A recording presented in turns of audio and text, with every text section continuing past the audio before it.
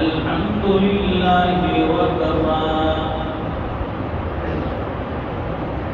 وسلام على عباده الذين اصطفى خصوصا على أفضلهم وخاتم النبيين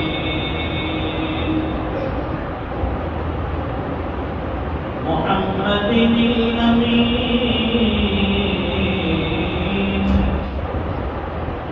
وعلى آله وأصحابه أجمعين أما بعد فأعوذ بالله من الشيطان الرجيم بسم الله الرحمن الرحيم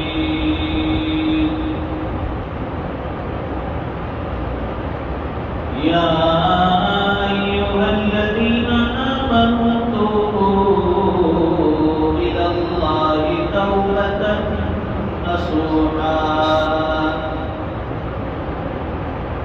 صدق الله العظيم اللهم صل على سيدنا ومولانا محمد وعلى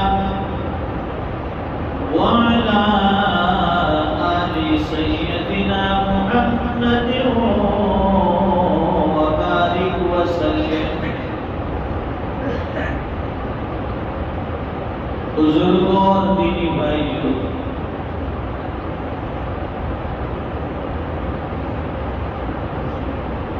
دنیا کا انسان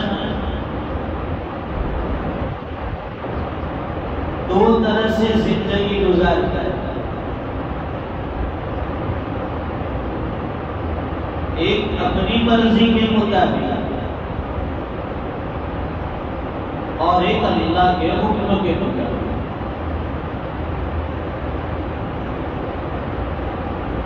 رزق دونوں کو ملتا ہے. فرما بردار کو بھی اللہ رزق دیتے ہیں اور نافرمانوں کو بھی اللہ تعالی محروم نہیں کرتے، اسے بھی رزق ملتا ہے. اور بعض مرتبہ ہم نے یہ دیکھا ہے کہ جو لوگ فرما بردار ہیں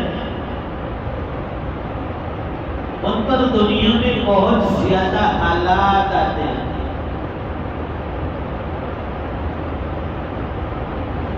ان کی زندگی تنگیوں میں گزرتی ہے، پریشانیوں میں گزرتی ہے. اور جو نافرمان ہیں وہ بڑے عیش و آرام میں ہیں، دنیا کے مزے لوٹ رہے ہیں. اس سے ہمیں دھوکہ ہو جاتا کہ اللہ کے دین پر چلنے والوں کے لیے، اللہ کے دین کی محنت کرنے والوں کے لیے تو کامیابی کے وعدے ہیں، پھر ان پر اتنے حالات کیوں، یہ اتنے پریشان کیوں؟ اور جو نافرمان ہے وہ اتنی نعمتوں میں اور اتنے حشاش حشاش. تو یہ سمجھنے کے لیے کہ جو ایمان والے ہیں ان پر حالات آتے ہیں، پریشانیاں آتی ہیں، یہ اللہ کی طرف سے آزمائشیں ہوتی ہیں. ان کے درجے، ان کے مرتبے کو بلند کرنے کے لیے اللہ تعالیٰ یہ حالات لاتے ہیں. اس لیے فرمایا شد البلاء الانبیاء ثم الامثل فالامثل. دنیا میں سب سے زیادہ آزمائشیں انبیاء پر آتی ہے، نبیوں پر آتی ہے. سب سے زیادہ آزمائشیں نبیوں پر آتی ہے. اور فرمایا کہ پھر جو نبیوں سے جتنا زیادہ قریب ہوگا اس پر اسی کے مطابق آزمائشیں آئے گی. تو یہ حالات کیوں آتے ہیں ایمان والوں پر؟ آزمائش کے لیے آتے ہیں، امتحان کے لیے آتے ہیں، مرتبے بلند کرنے کے لیے آتے ہیں۔ اس لیے دھوکہ نہ کھائے کہ ہم اللہ کے دین کی محنت میں لگے ہیں، ایمان اسلام کو اپنا اوڑھنا بچھونا بنا لیا، پھر پریشانیاں، پھر حالات، اور نافرمان لوگ دنیا کے مزے لوٹ رہے۔ تو بتا دیا کہ یہ حالات، یہ آزمائش ہے، یہ حالات، یہ امتحان ہے، یہ حالات مرتبے کے بلند ہونے کے ذریعہ ہے، اور نافرمانوں کو نعمتیں ملتی ہیں، یہ کوئی اللہ کی رضامندی کی علامت نہیں ہے، یہ اللہ کی طرف سے مہلت ہے، ڈھیل ہے۔ ہمارے حضرت اس کو بہت اچھی مثال سے سمجھاتے ہیں کہ جیسے نافرمان لوگ ہیں ان کو مہلتیں ملتی ہے، ڈھیل دی جاتی ہے۔ آپ نے دیکھا ہوگا کہ پتنگ جو ہوتا ہے وہ آسمان کی بلندیوں پر اڑتا ہے، اڑتا چلا جاتا ہے، ہواؤں میں لہراتا ہے، کبھی ادھر سر مارتا ہے، کبھی ادھر مارتا ہے۔ وہ سمجھتا ہے مجھ پر کسی کی پکڑ نہیں ہے، مجھ پر کسی کی روک ٹوک نہیں ہے، میں آزاد ہوں۔ نیچے سے اس کو ڈھیل دی جاتی ہے، اور آگے جا، اور بلندیوں پر چڑھ۔ لیکن نیچے چھوٹا سا بچہ زمین پر کھڑا رہ کر، اس کے ہاتھ میں وہ رسی ہوتی ہے، اس کی وہ ڈور ہوتی ہے، اپنی ایک انگلی کے اشارے سے اسے حرکت دیتا ہے۔ وہ آسمان کی بلندیوں پر جو پتنگ آزاد تھا، جیسے ہی اس کو حرکت کی ایک جھٹکا لگایا فوراً نیچے آ جائے، تب اسے اندازہ ہوتا ہے کہ نہیں، میں آزاد نہیں ہوں، میں اپنی مرضی کے مطابق ہواؤں میں لہراتا نہیں ہوں، میں بھی کسی کے قابو میں ہوں، کسی کے کنٹرول میں ہوں، کسی کی پکڑ میں ہوں۔ فرماتے ہیں کہ نافرمان لوگوں کا بھی یہی حال ہے، اللہ تعالیٰ آزاد چھوڑتے ہیں، نعمتیں دیتے ہیں، ان کو مرتبے ملتے ہیں، جتنے مال و دولت والے، جتنے عہدے اور منصب والے، سب کو سیلیوٹ کیا جاتا ہے، سب کا ویلکم کیا جاتا ہے۔ وہ یہ سمجھتے ہیں کہ مال و دولت کی نسبت پر اور مرتبے اور عزتوں کی بنیاد پر ہمیں لوگ آؤ بھگت کرتے ہیں، ہمارا ویلکم کرتے ہیں، ہم پر کسی کی کوئی پکڑ نہیں۔ پکڑ آنی ہوتی اتنی ساری نافرمانیاں کرتے، کب سے پکڑ آ جاتی۔ ہماری نافرمانیاں تو فرعون کی نافرمانیوں کے مقابلے میں کچھ حیثیت نہیں رکھتی۔ فرعون اتنا بڑا نافرمان جس نے خدائی کا دعویٰ کر لیا، انا ربکم الاعلی، میں تمہارا رب ہوں، اس نے خدائی کا دعویٰ کر لیا۔ لیکن اللہ تعالیٰ نے نعمتیں بے شمار دی، اور مفسرین نے لکھا ہے کہ زندگی میں کبھی اس کے سر میں بھی درد نہیں ہوا تھا، اتنا صحت مند، اتنا طاقتور۔ لیکن جب اللہ کی پکڑ آئی وہ بچ نہیں سکتا۔ مہلتیں ایک حد تک ملتی ہے، بھی ایک وقت تک دی جاتی ہے، لیکن اللہ کی پکڑ پھر آتی ہے۔ اس لیے نافرمانی سے بچے، گناہوں سے بچے، اپنے آپ کو اسلام کے دائرے میں، دین کے دائرے میں، شریعت کے دائرے میں رہ کر اپنی زندگی کو بنانے والے۔ اس لیے دو چیزیں بتائی، ایک انسان اپنی مرضی کی زندگی گزارتا ہے، اور ایک انسان اللہ کے حکموں کے مطابق زندگی گزارتا ہے۔ دونوں کی زندگیوں میں بڑا فرق ہے، ایک دنیا آخرت دونوں اعتبار سے کامیاب، اور دوسرا نہ دنیا کا کامیاب نہ آخرت کا کامیاب، خسرت دنیا والآخرہ، دنیا بھی ٹوٹے میں، آخرت بھی نقصان ہے۔ حالات سے ڈگمگانا نہیں چاہیے، آج ملکی سطح پر حالات ہیں، امت مسلمہ ہر طرف سے آزمائشوں کا شکار ہے۔ لوگ یہ سمجھتے ہیں کہ ہم پر ہی حالات کیوں ہیں؟ اللہ کے احسان مانیے کہ اس ملک میں رہ کر ہم پھر بھی امن میں ہیں، پھر بھی سکون میں ہیں، پھر بھی ہمارے ایمان اور اسلام محفوظ ہے، ہماری مسجدیں کھلی ہوئی ہیں، ہماری خانقاہیں آباد ہیں، ہمارے مراکز الحمدللہ کار پہ لگے ہوئے۔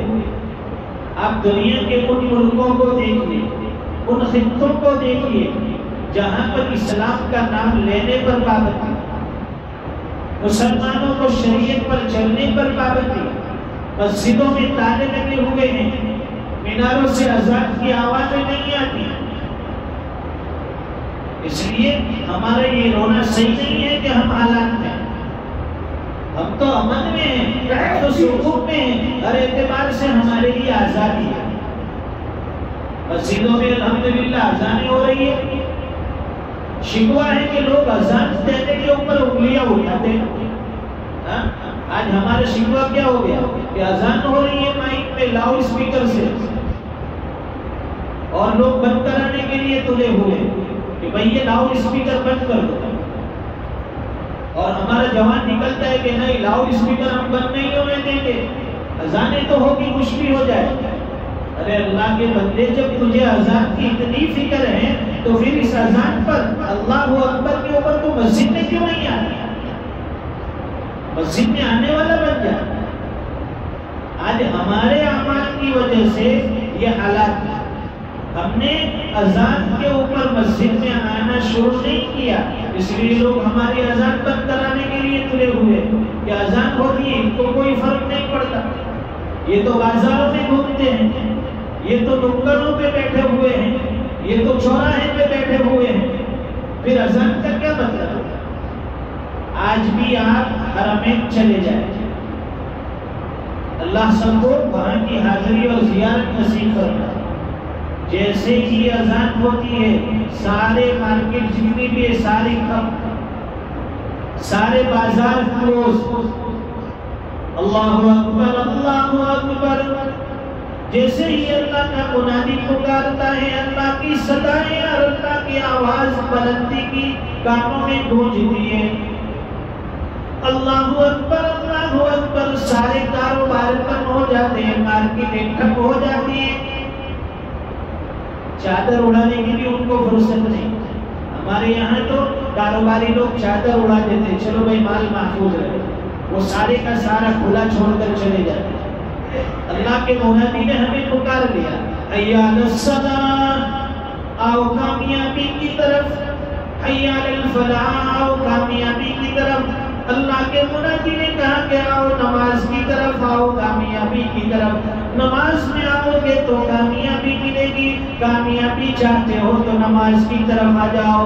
اللہ کا منادی جب پکارتا ہے حی علی الصلاۃ، حی علی الفلاح، اب ہمیں اپنے سامان پر چادر اڑانے کی ضرورت نہیں ہے، دکان کو لاک کرنے کی ضرورت نہیں ہے، تالے لگانے کی ضرورت نہیں ہے۔ جو اللہ ہمیں بلا رہا ہے، جس اللہ کے منادی نے ہمیں اللہ کی طرف دعوت دی ہے، مسجد کی طرف آنے کے لیے کہا ہے، نماز کے لیے آنے کے لیے کہا ہے، کامیابیوں کا وعدہ کیا گیا ہے، وہ اللہ ہمارے سامان کی حفاظت کرنے والا ہے۔ آج ہمارا دل اٹکا ہوا ہے کاروبار میں، دکان میں، اس لیے ہم نے شہروں میں دیکھا ہے کہ بھائی نماز، دکان کے اوپر دو بندے ہوتے، اس میں ایک جاتا ہے نماز کے لیے اور دوسرا دکان پر بیٹھا ہے، بھائی تو کیوں نہیں جاتا؟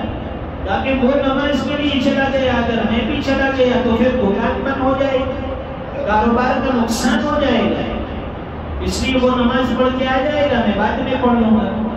دیکھیے کاروبار کی وجہ سے اپنی جماعت چھوڑ دی، مسجد میں جماعت کے ساتھ نماز چھوڑ رہا ہے، یہ طریقہ ٹھیک نہیں ہے۔ وہاں آپ دیکھیے حرمین میں ایک ہی دکان ہے، 10 آدمی کام کر رہے ہیں، لیکن جیسے ہی حی علی الصلاۃ، حی علی الفلاح، جیسے ہی اللہ اکبر، ساری دکانیں ٹھپ۔ اب یہ نہیں کہا جائے گا کہ تو فلاں مسجد چلا جا، تو فلاں جگہ نماز نماز پڑھ لے، میں دکان پہ پڑھ لیتا ہوں، سارا کاروبار بند کر کے سب اللہ کے منادی کی پکار پر مسجد میں چلے جاتے ہیں۔ تو ہمارا دل دکانوں میں اٹکا ہے، ہمارا دل کاروبار میں اٹکا ہوا ہے۔ اس لیے جو نماز کا اثر ہونا چاہیے، اس لیے جو اللہ کے منادی کی پکار کا اثر ہمارے دلوں میں ہونا چاہیے، وہ نہیں ہو رہا ہے۔ اس لیے فرمایا کہ منمانی زندگی چھوڑ دے، ربانی زندگی گزار لے۔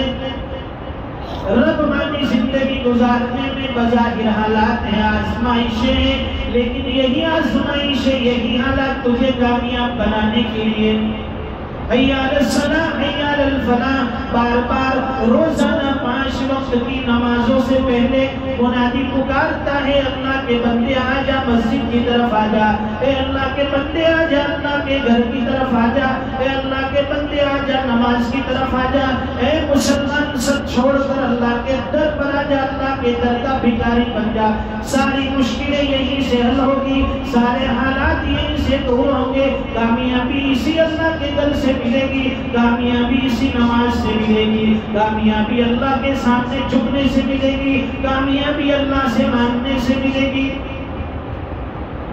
لیکن نہیں، ہم تو مارکیٹوں میں، بازاروں میں، دکانوں میں اتنی محنتیں ہو رہی ہے، دعوت و تبلیغ کی لائن سے، مدارس کی لائن سے، خانقاہوں کی لائن سے، اور اتنے حالات بھی ساتھ میں چلتے ہیں۔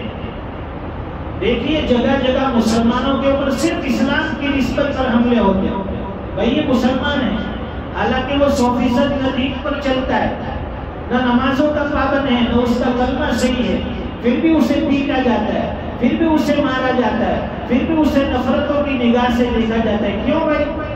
کیونکہ یہ مسلمان ہے۔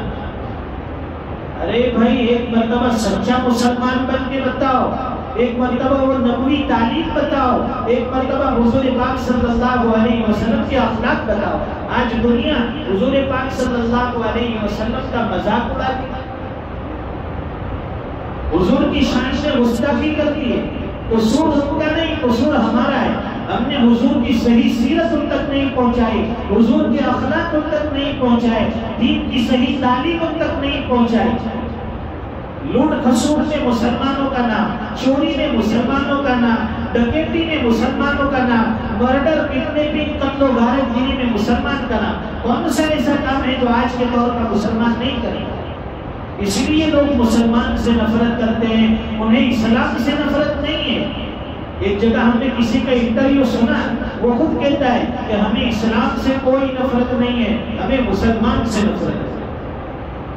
اس لیے تو اس نے اپنے آپ کو مسلمان بنا کر پیش نہیں کیا، اپنا اسلام پیش نہیں کیا، جیسے حضور کی تعلیمات ہے ہم نے دنیا والوں کے سامنے پیش نہیں کی، اس لیے دنیا آج ہم سے نفرت کرتی ہے۔ اللہ تعالیٰ ہمیں 100% اسلام پر عمل کرنے والا بنائے، شریعت کا پابند بنائے۔ اللہ تعالیٰ ہمارے ایمان اسلام کی حفاظت فرمائے۔